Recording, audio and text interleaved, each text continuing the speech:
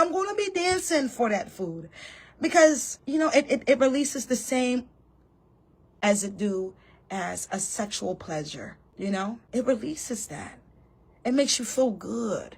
That's why so many people, when they get depressed, they constantly eat and eat because it feels good. It's releasing some endorphin.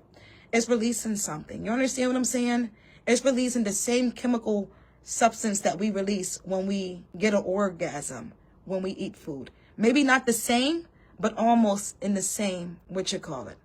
And I might be speaking too smart for y'all to understand or comprehend what I'm saying. But the ones who understand what I'm saying, y'all understand what I'm saying. Y'all know if y'all know, you know. They say working out does the same thing sex do. And they also says that if you have sex, it also releases the same endorphins, the same chemicals as your brain does when you're working out and you're lifting weight or something like that. I don't know. I have to look it up again to see, not to quote myself, but I have to look it up and see if it's right because I don't want to be saying the wrong shit. It's been so long since I did a lot of studies on the brain, the human body, especially our vertebrae, our spine. You know, you got 8, you got 7, you got 12. So you got breakfast, lunch, and dinner. So you got 8. You know, breakfast is usually at 8 o'clock.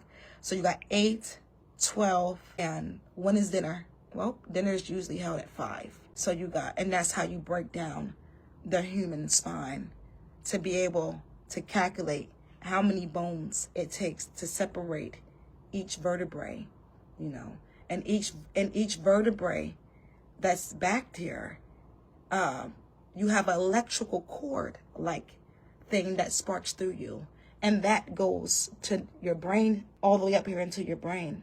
That's why, you know, when it comes to, you know, science and health, a lot of people be trying to figure out, oh, I got in an accident, you know, my neck and my back.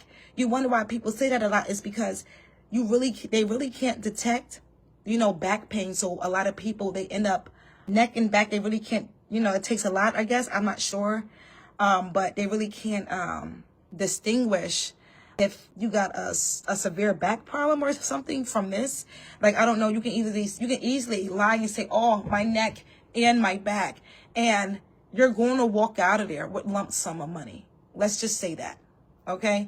Because there's something in your back that either they can't detect, or they know that if a person say their neck and their back in a car accident, that's something that's going to trigger to something. Maybe it could be something bigger, because your back is attached to your ribs. Your back is attached to, you know, your back is what's holding all your organs in place.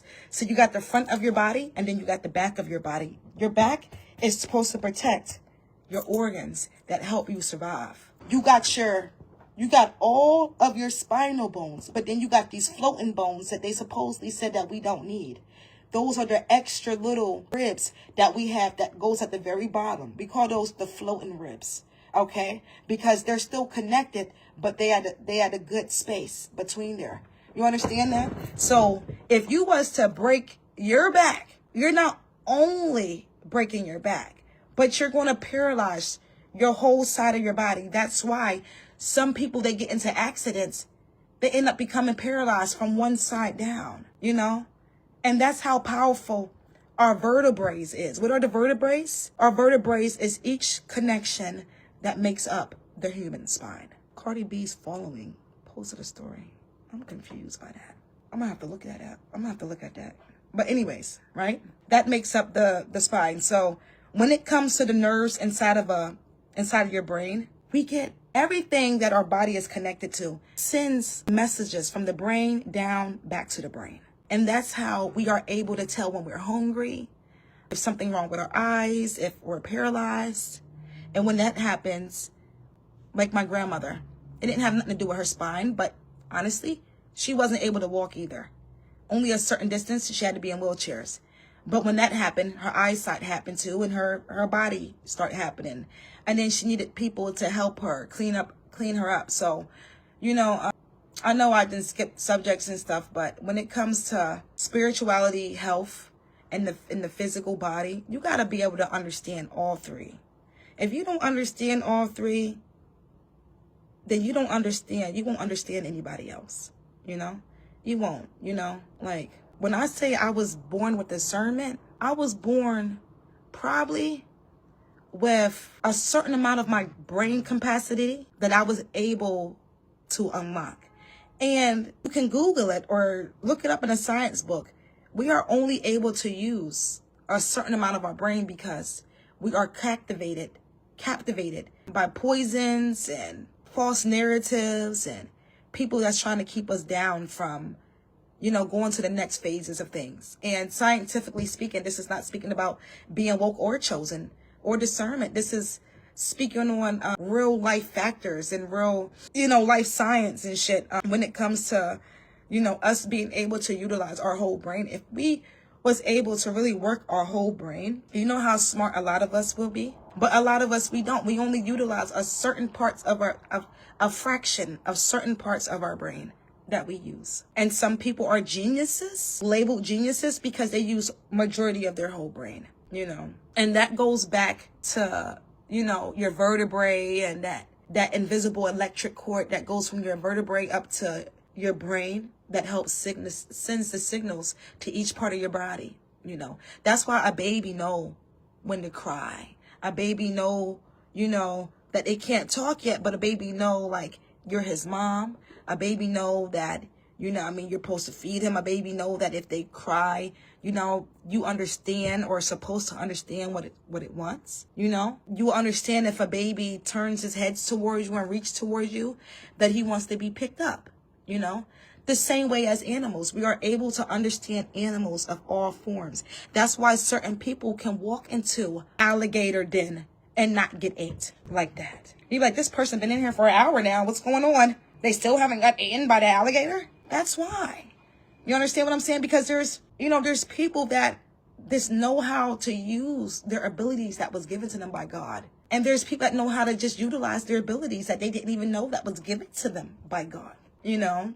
There's people that can communicate with horses, not how you would think a crazy person would with talking to themselves. But there's horses that understand and that can feel pain, that one endures.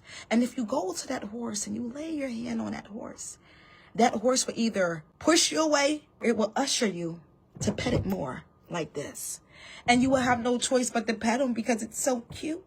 It's going to just keep coming to you, and then it'll lay its whole face on the side of yours or the side of your hand. And that's an example of how we are all one. Because you want to know why? We all have vertebrae. Animals have spines. Cats have spines. Even creatures have spines. Ants don't have spines. No, they got something called, they have 3 bodies basically. And their 3 bodies come together as one. So they won't technically have a spine. But there's a lot of creatures and things that have spines. And we all are alike. You want to know how? Another way we all are alike? Because our spines does the same thing it does for an animal. And our brains does the same thing that an animal brain does. It sends messages to know when one's hurt, when to fear, if there's somebody of danger trying to harm them, you know. God gave them the gifts and the ability to be able to protect themselves from people and from other creatures that hunt them, you know, which is the reason why there's a pyramid that they built with, it has every food chain on it down to us. And we are at the top of the food chain, meaning a lot of people, they fuck around, they kill fucking horses and eat them. That should be inhumane, okay? They got different country that breaks down and thinks it's okay to eat humans. And they think it's humane. You got people that think it's okay to eat cats. But because we know that it's in different countries that this is happening, we know that it's humane for some places. But in America, we don't play that shit when it comes to our animals, do we? We don't play that shit when it comes to our pets. We look at our pets like they're family. I call Rosie my daughter. And even though I know physically she was made an animal, I feel like animals have feelings like we do, and we are all connected through God. And if we wasn't, then God, why did God make animals the same way he made us? He gave all of them spines, something that have an electric cord that runs through it, that sends messages back and forth from the brain to the spine, because he made us all in one in nature. And it's the reason why you can take a leaf and put it next to your hand and you can see the same definition, the same outlines in that leaf in the palm of your hand. There's a reason why cats come up to you and circle around you. And if you think I'm capping, all you gotta do is watch a couple of my live videos with the stray cat I don't know that comes up to me, plays with me, lay down, and basically try to do everything that I do mimically. And you will see it. I sit down in the grass. The cat come over and sit down in the grass. I rub my feet in the grass. He's rubbing his fur in the grass. Understand what's going on. Understand what's going on. I ride horses, and I'm good at it. Why? If I come from the hood, how is it possible that I can ride a horse as if I've been here in the old times, like a rodeo? Why is that? Because our spine and our minds, when we are born, all of our ancestors, anything our ancestors been through, anything our ancestors felt or seen, anything our ancestors can do spiritually, we can do too. But it's just a matter of time of us unlocking the gift that God gave us to be able to, do. I have a lot of family members who are seers, watchers. I have a lot of family members who, are good, and I have a lot of family members who are bad. Some of them are fucking pedophiles, and some of them are not, and then some of them is confused and stuck into old ass patterns of their family. And it's like, we all got something going on.